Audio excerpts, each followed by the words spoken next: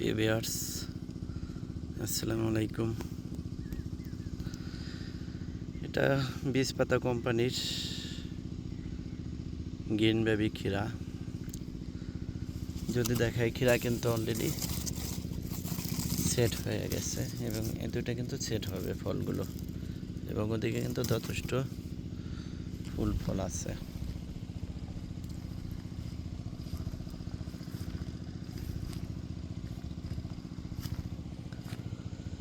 আজকে বয়স কিন্তু 28 থেকে 29 দিন এই ক্ষীরা গাছের, এবং প্রত্যেকটা জায়গায় কিন্তু ফুলগুলো বের হয়ে গেছে। এবং এই ক্ষীরা কিন্তু অনেকটা শসা টাইপের ক্ষীরা, এবং এটা কিন্তু অনেক তাড়াতাড়ি হারভেস্ট করা সম্ভব হবে মনে করতেছি।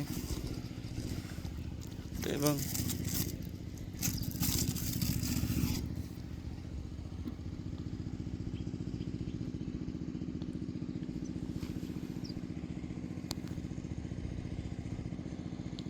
অনেক তাড়াতাড়ি এই গ্রিন বেবি ক্ষীরাটা কিন্তু ফলন দেয় এরকম। এবারই প্রথম চাষ করা, আসলে সত্যি একটা অসাধারণ একটা জাত। কারণ হয়েছে, অন্য যে শসা আছে, শসায় কিন্তু ভাইরাস বা অনেক আক্রমণটা বেশি করে, যেটা ডাউনি মিলডিও বা নিচের দিকের পাতাগুলো কিন্তু পুড়ে পুড়ে আসে। কিন্তু এই ক্ষীরাগুলোতে কিন্তু এরকম একটা সমস্যা দেখতেছি না। এবং এটার যে ধরন, আসলে এর আগেও ক্ষীরা করছিলাম, কিন্তু এত ফুল ফল এবং এত জালি সেট হওয়া শুরু হয়েছে এর আগে কিন্তু কখনো দেখিনি এরকমভাবে। এবং প্রত্যেকটা গিটে গিটে এরকমভাবে কোনো জায়গায় বাদ নাই।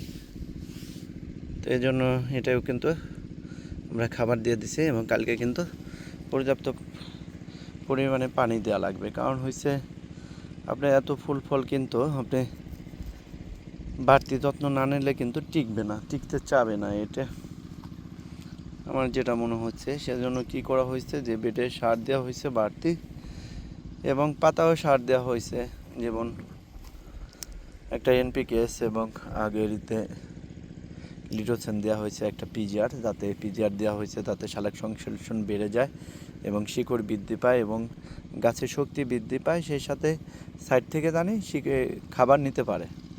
আর আমরা হচ্ছে যখনই পিজিআর দেই, যে কোনো পিজিআর, লিটোসেন অথবা ফ্লোরা বা যেটাই দিই, পোটোজিম যেটাই দেওয়া হোক না কেন, আমরা কিন্তু গাছে আগে খাবারটা নিশ্চিত করি যে আসলে গাছে এই খাবারগুলো দেওয়া হয়েছে কিনা। তো যখন এরকম পিজিআর দেওয়া হয়, তখন গাছের কিন্তু অতিরিক্ত খাবার দরকার হয়, সাইড থেকে খাবারগুলো টানতে থাকে। খাবার না থাকলে কিন্তু গাছটা কোলাপস হয়, ল্যাপস হয়, এবং গাছটা কিন্তু দুর্বল হয়ে নিস্তেজ হয়ে একসময় ফলনটা কমিয়ে দিবে এরকম।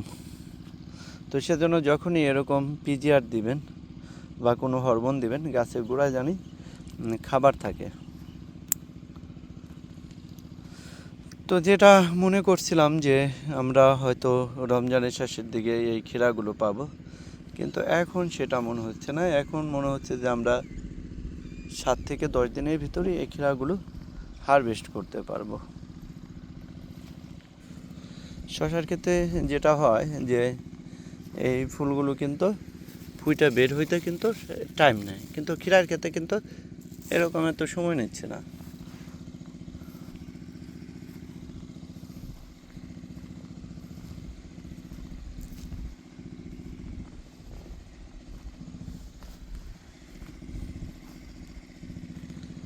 এটা হচ্ছে ক্ষীরা গ্রিন বেবি, একই সময় লাগানো, একই সাইডের বেড।